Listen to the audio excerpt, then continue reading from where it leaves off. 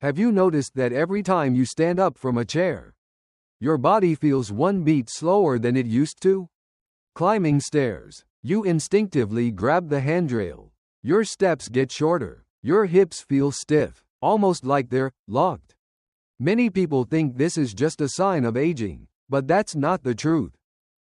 The real culprit is weak, inflexible hips, the result of years of sitting the wrong way. The good news?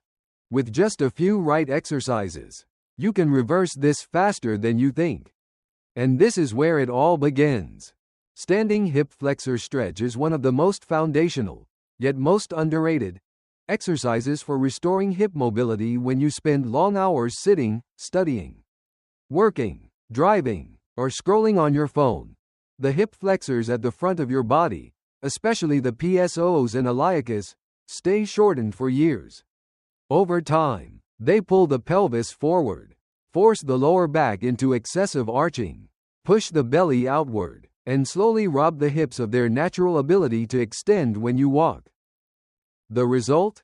Standing up feels harder, your stride gets shorter, your body constantly feels stuck around the hips. Here's the key thing most people miss. Stretching the hip flexors is not just about stretching. It's about restoring balance between the hip flexors and the glutes. If you stretch without properly engaging your glutes, the exercise loses most of its power. That's why many people say, "I've stretched my hips a lot, but nothing really changed." How to do the standing hip flexor stretch correctly. Start in a gentle lunge stance. One foot steps forward, the other steps back. No need for a deep lunge. Keep the back leg straight. The heel can lift slightly. Now comes the most important part. Squeeze the glute of the back leg hard. Squeeze until you feel your pelvis being pulled back into a neutral position. At the same time, lightly brace your abs to prevent the lower back from arching. This is where most people go wrong. They lean backward to feel more stretch, but that just dumps stress into the lower spine instead of the hip. Once your glutes are engaged and your spine is neutral, gently press the hips forward, just a little, until you feel a deep stretch across the front of the hip on the back leg. The correct sensation is deep and spreading, never sharp or painful. Hold this position for 30 to 90 seconds, breathing slowly and evenly. No bouncing, no rocking. If balance is an issue, lightly place a hand on a wall for stability, not support. If the stretch feels too intense, shorten your stance or reduce how far you push the hips forward. As your body adapts, you can hold longer or increase the lunge slightly. Beginners should start with 30 seconds per side, 3 to 5 times per week. After 2 to 4 weeks, most people notice standing up feels lighter, walking feels smoother, strides get longer, and that locked hip feeling fades away. Standing hip flexor stretch isn't flashy, but when done right, it resets the foundation of how your body moves. Stretch correctly today, and you protect your hips, your back, and your freedom of movement for years to come. The 90-90th stretch is widely considered the most complete test and tool for restoring true hip mobility. It's commonly used in physical therapy clinics and advanced strength training programs for a reason, unlike basic stretches that only lengthen muscles.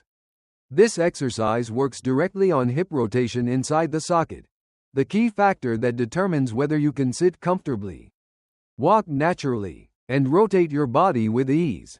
For most modern adults, especially those who sit a lot, hip rotation is severely limited without them even realizing it. From a structural perspective, the 90-90th stretch targets external rotation of the front hip and internal rotation of the back hip. These are two essential movements that are rarely used in daily life. When these angles become frozen, the body compensates by twisting through the lower back or knees.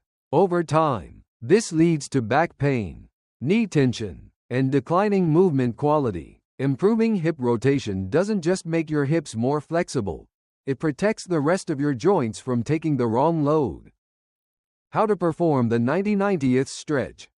Sit on the floor with your torso upright. Bend the front leg so both the hip and knee are at 90 degrees. with the foot pointing outward. The back leg can also be bent at 90 degrees or extended slightly behind you, depending on your current ability. The key is to sit evenly on your sit bones. Don't lean to one side. Once stable, keep your spine tall and chest open. Then hinge forward from the hips, not the lower back. This forward fold creates a deep stretch through the hip and glute of the front leg. At a basic level, hold this position for about 60 seconds per side, focusing on slow, deep breathing. As your body adapts, you can add an advanced element called isometric contraction. From the 90-90th position, gently press the front knee down toward the floor at about 50% effort for 8 to 10 seconds. Then relax and fold deeper for 20 to 30 seconds. This teaches your nervous system to accept the new range of motion and builds strength at the edge of that range, making your flexibility more lasting and usable. If sitting on the floor is difficult, you can use a chair variation by placing one ankle over the opposite thigh and folding forward. Beginners should practice 3 to 4 sessions per week.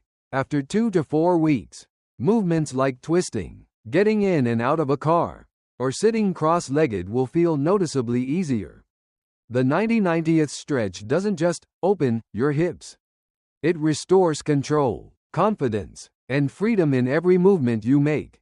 The glute bridge is a simple exercise, but it plays a decisive role in breaking a vicious cycle many people are trapped in. Stiff hips, right pointing arrow. Weak glutes, right pointing arrow. Poor posture, right pointing arrow. Limited movement. Many people stretch their hips consistently yet see little real improvement. The reason is simple. They skip the most important part, activating and strengthening the glutes. When the glutes, especially the gluteus maximus, are weak, the body is forced to compensate with the lower back and hip flexors during everyday actions like standing up, walking, or climbing stairs. Over time, the hips become even stiffer, and the lower back becomes more vulnerable to pain. From a movement biology perspective, the glutes are the primary engine of hip extension. Every time you rise from a chair, step forward, or maintain balance while walking, your glutes should be doing the heavy work to stabilize the pelvis. But prolonged sitting keeps the hip flexors constantly shortened, which suppresses the neural signal to the glutes. The glute bridge helps wake them back up and restores their natural role in the movement chain. How to perform the glute bridge correctly. Lie on your back with your head and upper back relaxed on the floor. Bend your knees and place your feet hip-width apart. Your heels should be close enough that when you lift your hips, you clearly feel the push coming from them. If you have a resistance band, place it around your thighs just above the knees. Before lifting, lightly brace your core to stabilize the spine.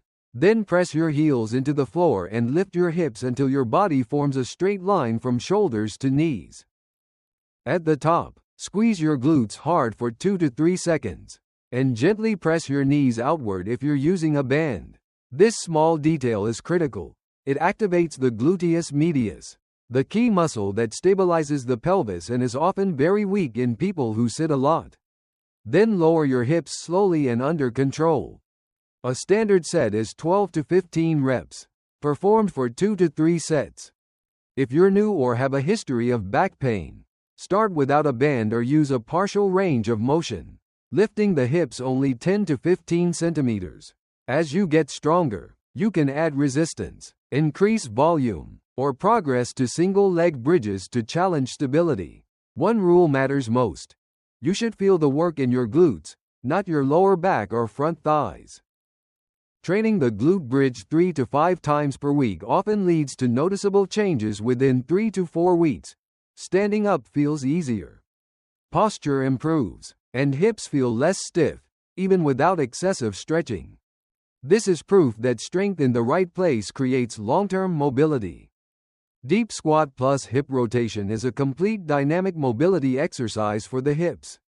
It teaches your body how to use its range of motion naturally, not just stretch it passively. If the previous exercises focused on stretching and activating the glutes, this movement connects everything through real, functional motion. That's why many people feel their hips open up immediately after doing it.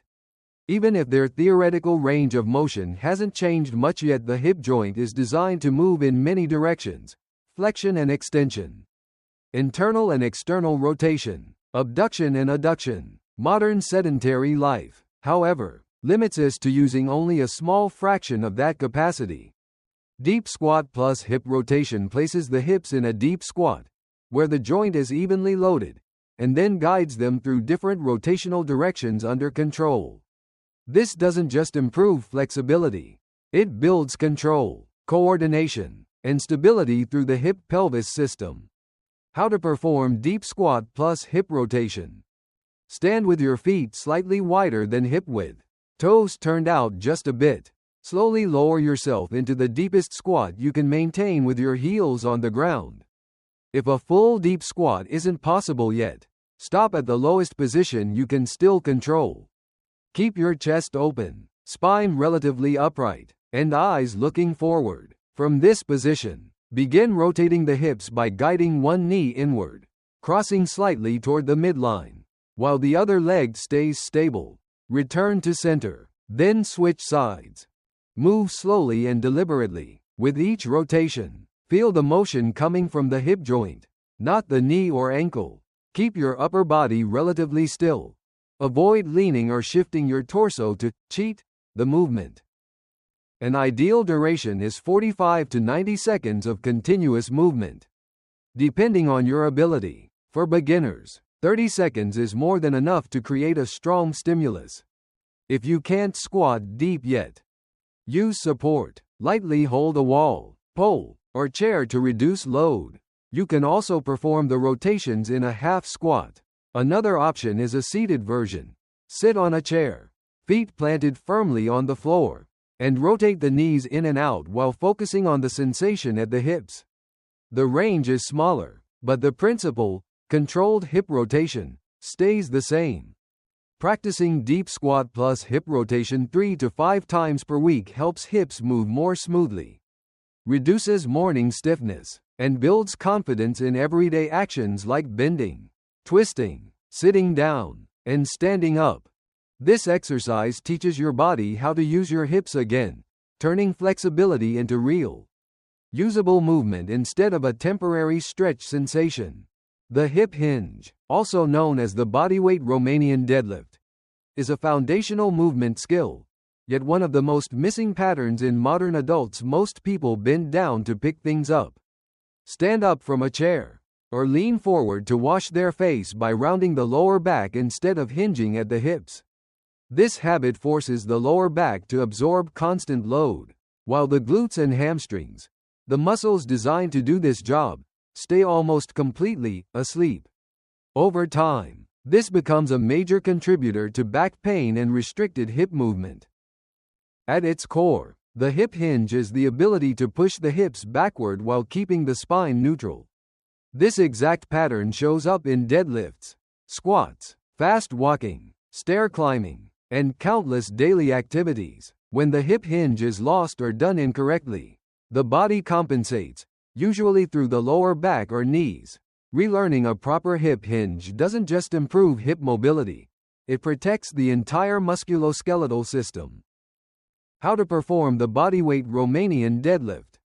Start standing tall with feet hip-width apart and knees slightly soft. Place your hands on your hips or extend them forward for balance. Imagine a wall behind you about 20 to 30 centimeters away. Now, push your hips backward as if you're trying to touch that wall with your glutes. As the hips move back, your torso naturally leans forward, but your spine stays long and neutral. Chest open, neck relaxed, no rounding. As you lower, the knees bend only slightly, not deeply like a squat. Stop when you feel a clear stretch and tension in the glutes and hamstrings. There's no need to go lower. Then squeeze your glutes and drive the hips forward to return to standing. Move slowly and with control, especially on the way down. A good rhythm is 3 seconds down, 1 second pause, and 1 to 2 seconds up. Beginners should start with 2 to 3 sets of 10 to 15 reps. Practiced 3 to 4 times per week. Once the pattern feels solid, You can add light load by holding a backpack, water jug, or light dumbbell at the chest. The goal, however, is always clean hip hinge mechanics, not heavy weight. If you feel more strain in your lower back than in your glutes, that's a signal to reduce range and reassess your form. After a few weeks of practicing the hip hinge correctly, many people notice everyday movements feel lighter and more natural. Standing up, bending down, walking, and squatting all become smoother because the hips have remembered how to work. The hip hinge isn't just an exercise. It's a fundamental movement language, one that keeps your hips strong, your back safe, and your body moving well for the long run. If you recognize these signs in yourself or someone you care about, stiff hips, difficulty standing up, reduced fluidity when walking, don't keep this knowledge to yourself. Mobility doesn't disappear overnight. It fades slowly because we stop using our bodies the right way. With just a few simple exercises, practiced consistently, you can keep your hips strong, your posture stable, and your body resilient as the years go by. If this content helped you understand your body better, tap like to support the channel. Share this video with friends and family, especially those who sit a lot or are starting to feel their bodies slow down. And don't forget to subscribe so we can keep moving forward together with practical content on strength, movement, and long-term health. Taking care of your body today is an investment in your future.